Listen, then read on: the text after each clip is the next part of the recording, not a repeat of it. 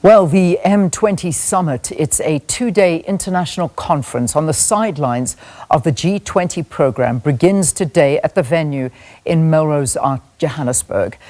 Sakina Kamwendo is there, and she's going to be bringing us an update throughout the show this morning. In fact, we've been talking in the first hour of the programme about the dangerous circumstances that journalists are working under at the moment, particularly when we're looking at the different wars that are all over the place and the unsafe conditions that journalists have been working on, and particular attention thrown to what's happening in Gaza and the amount that have died covering the Gaza situation. But we are, of course, going to be getting a lot more on this one. In fact, let's cross to Sakina right now. I know that she's got another guest with her. Sakina, good morning again.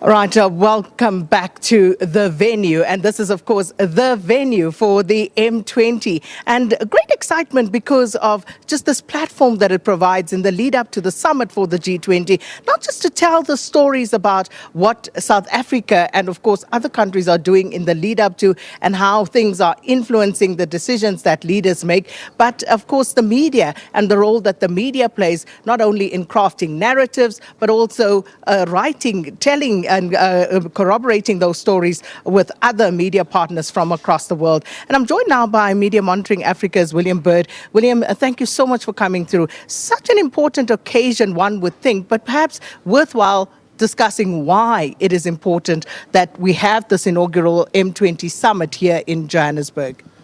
Good morning. Well, it's a simple thing, really. You need, in a time where you don't know who to trust, what's real, what isn't, you rely on journalists, you rely on credible media producing things, you rely on your public broadcaster.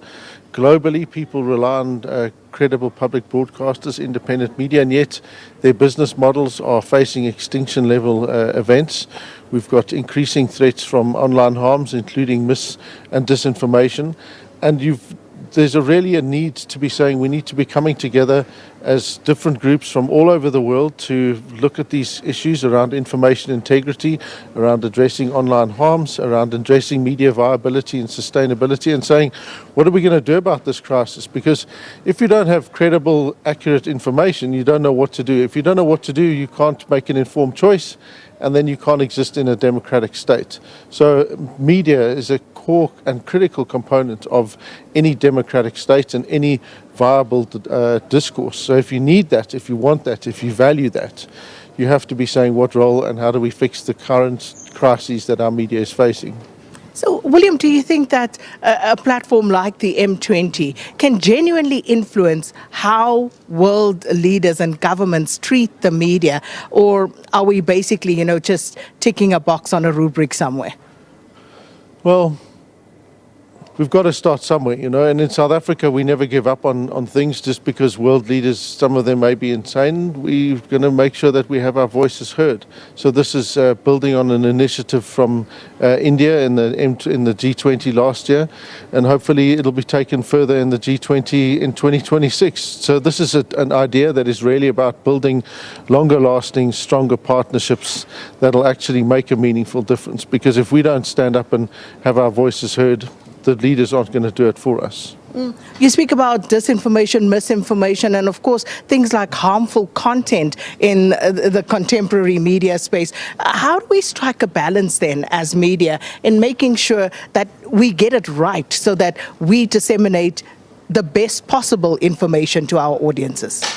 I mean, you need sustainable business models to begin with, right? Our public broadcaster needs its own model to be able to operate in a sustainable manner. That's step one.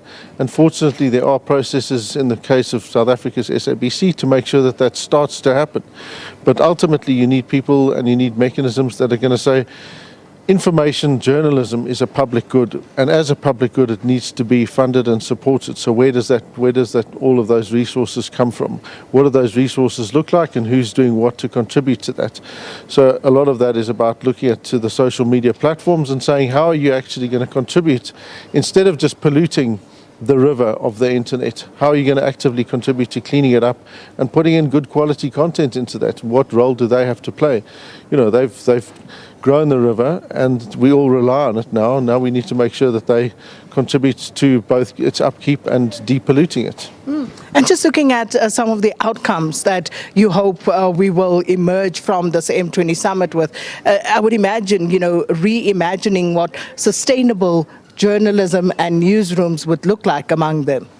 Yeah, media viability is one of the core themes, and one of the critical things that's going to come out of the summit is a declaration from as many, hopefully, of the organizations and entities and institutions that are here. And that's because that gives everyone a common framework to then go and approach their ministers in their countries, their presidents, etc., and any other forces that can help push for some kind of recognition of the importance of media and of information integrity, and making sure that we have media in the next decade.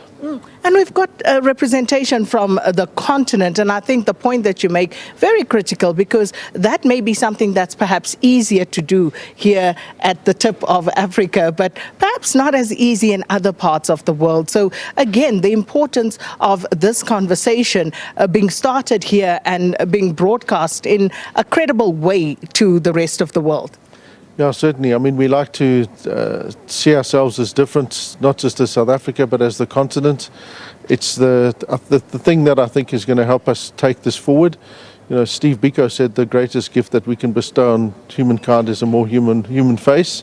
And I think that that's part of what we are aiming to do, is recognize that this is about humanity, that these are about common good issues, that if we really want to continue to exist on a fairly fundamental level, we must all come together, and we've got to show a way of how we can work together across differences and make sure that people have access to credible, accurate information. And how, William, would you like not just South Africans, but viewers from across the world who will be consuming the information coming out of here across the globe, how would you like them to measure the success of an event like this? I guess they should measure it in terms of being able to say, well, are we on the same page about common issues? And certainly the ones and the themes that are emerging here, these are themes that are pertinent to us and to where we are. We're looking at threats around AI. We're looking at online harms, not just mis and disinformation, but online safety for journalists. We're looking at issues around children and young people. Africa is the youngest continent, and we need to make sure that if we're going to be talking about how they engage with and act as active citizens, that they also have a critical role to play, that there's a safe environment, that they have access to information. So if people can look at these things and see, oh yes, that resonates with where I am, then I think it'll be a success. Well, thanks so much, William Bird. And that's what we're talking about here today and tomorrow from the venue here at Melrose Arch. And let us know what your thoughts are. How would you measure success of an event like M20 when it comes to media and integrity? What does that mean to you? And also, where do you think we can improve as the media? Your thoughts always welcome at Morning Live SABC. But for now, it's back to studio.